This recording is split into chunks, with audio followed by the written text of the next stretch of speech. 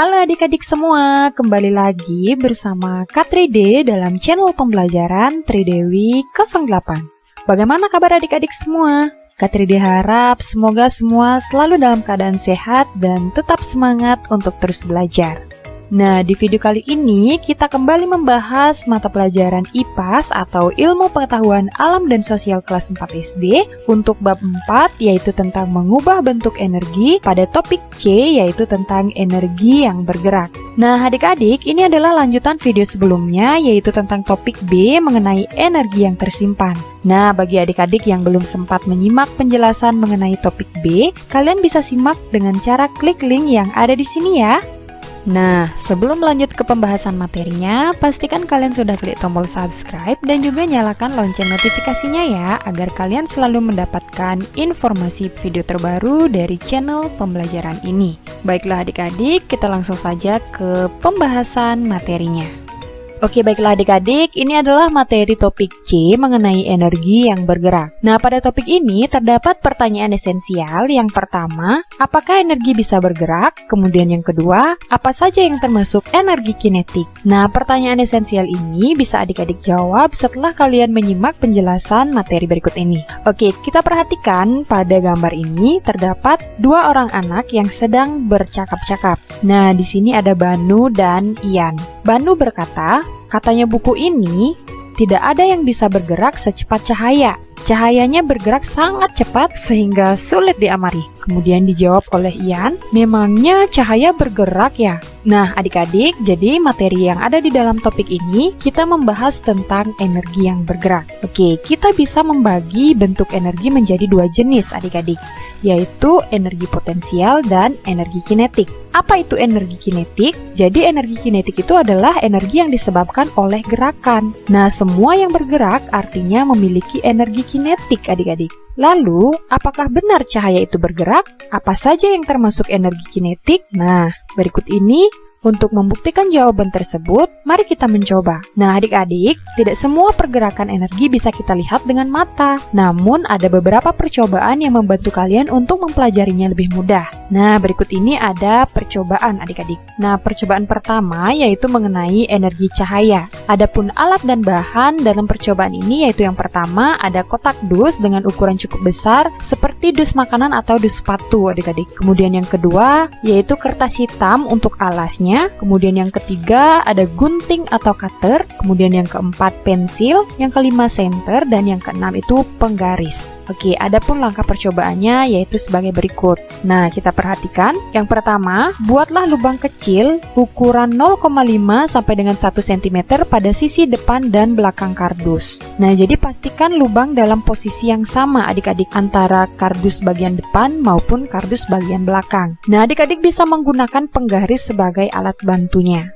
Kemudian yang kedua, pastikan dus itu tidak dalam kondisi tertutup adik-adik dan kalian bisa melihat bagian dalam kardus.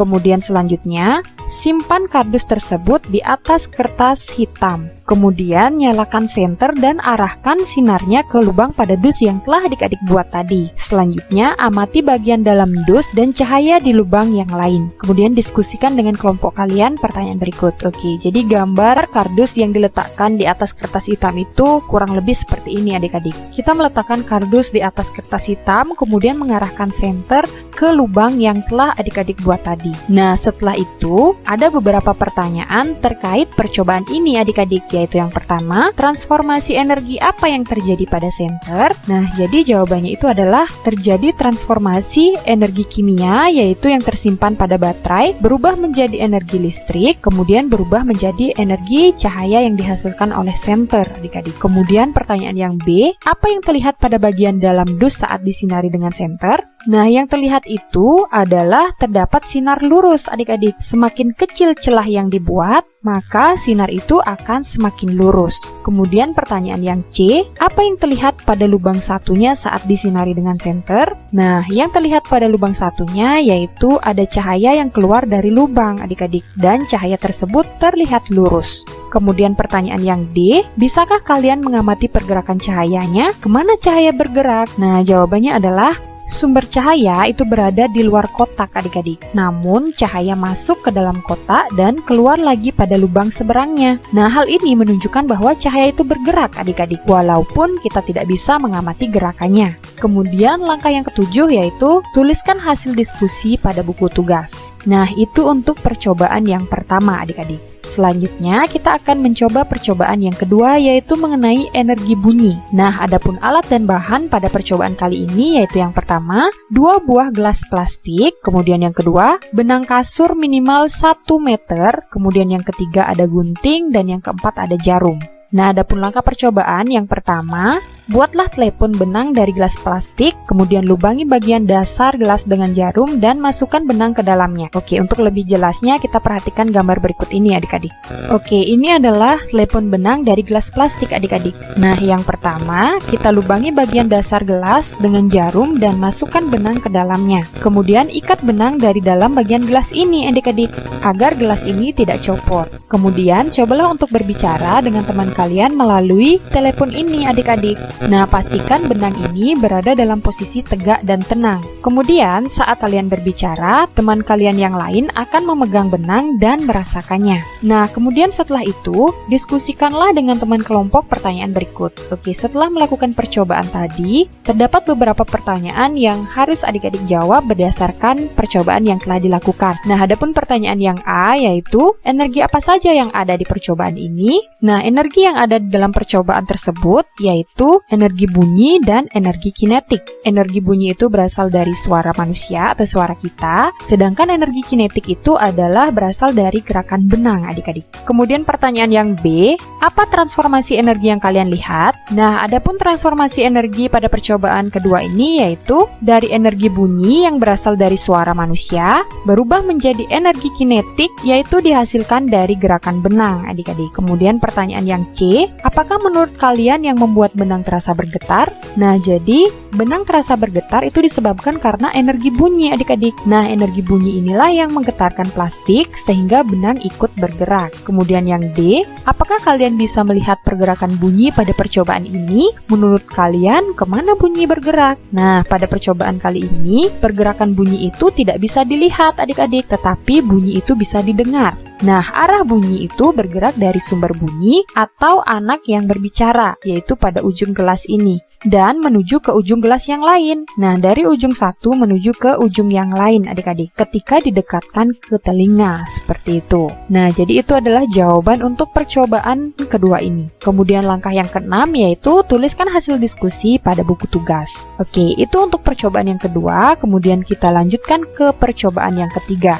Nah, untuk percobaan ketiga ini yaitu mengenai energi panas. Adapun alat dan bahan untuk percobaan ketiga ini yaitu yang pertama, air panas. Nah, sebaiknya air panas itu simpan di dalam termos adik-adik. Kemudian yang kedua ada cangkir dan yang ketiga itu ada sendok teh berbahan stainless steel sebanyak 2 buah. Kemudian selanjutnya, adapun langkah percobaannya yaitu yang pertama, tuangkan air panas ke dalam cangkir. Kemudian yang kedua, simpan sendok teh ini ke dalam cangkir adik-adik. Kemudian yang ketiga, tunggu selama 5 menit dan peganglah ujung sendok bagian atas yang tidak tercelup air. Kemudian yang keempat, bandingkan rasanya dengan sendok yang tidak dicelupkan ke dalam air. Kemudian yang kelima, diskusikanlah dengan teman kelompok pertanyaan berikut ini. Oke, pertanyaan yang A, energi apa saja yang ada pada percobaan ini? Nah, energi yang ada pada percobaan ketiga ini adalah energi panas adik-adik, yaitu berasal dari air panas. Kemudian pertanyaan yang B, benda apakah yang berperan sebagai sumber panas? Nah, benda yang berperan sebagai sumber panas itu adalah air panas. Kemudian pertanyaan yang C, apa perbedaan sendok yang dicelupkan ke air panas dengan yang tidak?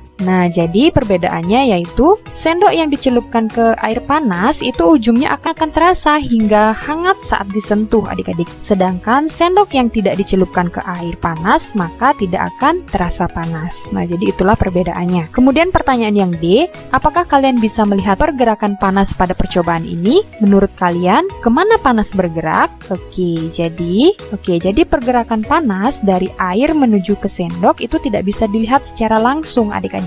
Tetapi bisa dibayangkan pergerakannya dari sumber panas yang merambat ke ujung sendok. Kemudian energi panas dari air itu akan bergerak merambat menuju ke sendok adik-adik. Jadi sendok yang terbuat dari benda stainless steel itu mampu menghantarkan panas. Maka panas akan merambat dengan baik hingga ke ujung sendok dan ujung sendok tersebut akan terasa hangat. Seperti itu. Nah, kemudian langkah yang keenam yaitu tuliskan hasil diskusi pada lembar kerja. Nah, itu untuk percobaan yang ketiga mengenai energi panas. Oke, selanjutnya kita akan membahas tentang energi kinetik. Nah, adik-adik, semua yang bergerak itu akan memiliki energi kinetik adik-adik. Walaupun beberapa energi gerakannya itu tidak terlihat, tetapi kita dapat merasakannya. Nah, kita perhatikan gambar-gambar berikut ini. Nah, yang pertama itu ada energi cahaya matahari bergerak dari ruang angkasa dan sampai ke bumi.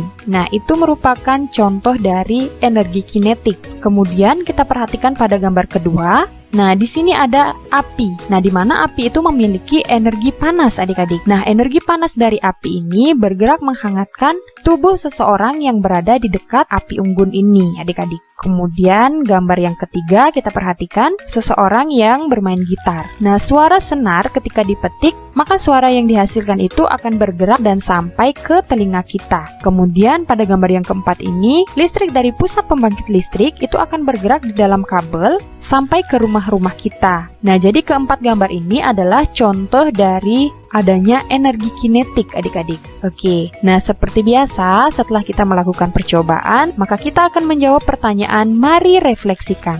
Nah, pertanyaan yang pertama yaitu apakah yang dimaksud dengan energi kinetik? Oke, jadi energi kinetik itu adalah energi yang ada pada benda-benda yang dapat bergerak. Kemudian pertanyaan yang kedua, energi apa saja yang termasuk dalam energi kinetik? Nah, jawabannya itu adalah energi cahaya, kemudian energi panas, energi bunyi, dan energi listrik adik-adik. Selanjutnya, pertanyaan yang ketiga, mengapa energi cahaya, panas, bunyi, dan listrik itu termasuk ke dalam energi kinetik?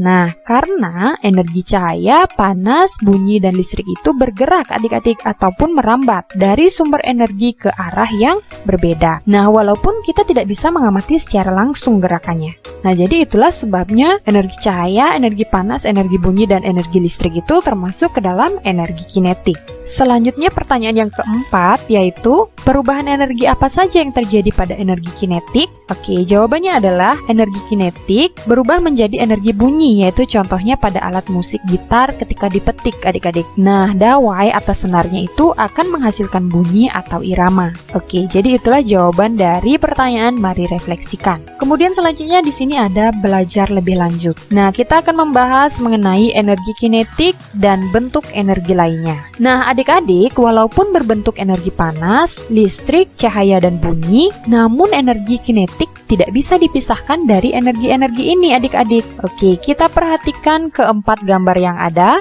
Nah, untuk gambar yang pertama, di sini ada seorang anak yang sedang mengendarai sepeda gayung. Nah, ban sepeda itu akan terasa panas ketika kita gunakan adik-adik. Kemudian pada gambar yang kedua ini, ada gambar seorang anak yang sedang berolahraga. Nah, badan kalian itu akan terasa panas setelah melakukan olahraga adik-adik. Kemudian pada gambar yang ketiga yaitu ada gambar petir. Nah, petir yang keras itu akan membuat kaca-kaca bergetar. Kemudian pada gambar yang keempat yaitu ada seorang anak yang sedang berbicara atau bernyanyi. Nah, ketika kita berbicara atau menyanyi, maka leher kita itu akan terasa bergetar adik-adik. Nah, itulah contoh energi kinetik dalam bentuk energi lainnya. Oke, kemudian selanjutnya di sini ada memilih tantangan. Nah, untuk memilih tantangan ini adik-adik bisa lakukan bersama guru kalian masing-masing di sekolah ya. Oke, selanjutnya kita akan menyimpulkan materi yang telah kita pelajari pada topik kali ini. Apa yang sudah aku pelajari? Nah, pada bab ini kita telah mempelajari tentang energi kinetik adik-adik. Nah, energi kinetik itu adalah energi yang disebabkan oleh gerak benda. Kemudian yang kedua, energi yang termasuk energi kinetik yaitu ada energi bunyi, kemudian energi panas, energi cahaya, dan energi listrik. Oke, baiklah adik-adik, untuk proyek belajar kalian bisa lakukan bersama guru kalian masing-masing di sekolah ya. Nah, baiklah adik-adik, demikian penjelasan K3D mengenai bab 4 mengubah bentuk energi untuk topik C, energi yang bergerak. Nah, semoga apa yang K3D sampaikan dan apa yang K3D jelaskan dapat dengan mudah kalian pahami dan juga semoga bermanfaat. Nah, apabila ada pertanyaan, kalian bisa sampaikan di kolom komentar ya adik-adik. Oke, apabila video ini bermanfaat bagi adik-adik, jangan lupa untuk like, komen, dan juga share video ini sebanyak-banyaknya agar semakin banyak teman-teman kalian di luar sana yang mengetahui penjelasan tentang bab 4 untuk topik C ini. Dan jangan lupa juga untuk selalu dukung channel pembelajaran ini dengan cara klik tombol subscribe dan juga nyalakan lonceng notifikasinya agar adik-adik selalu mendapatkan video pembelajaran terbaru dari channel ini. Baiklah adik-adik, akhir kata K3D ucapkan terima kasih dan sampai jumpa pada video selanjutnya.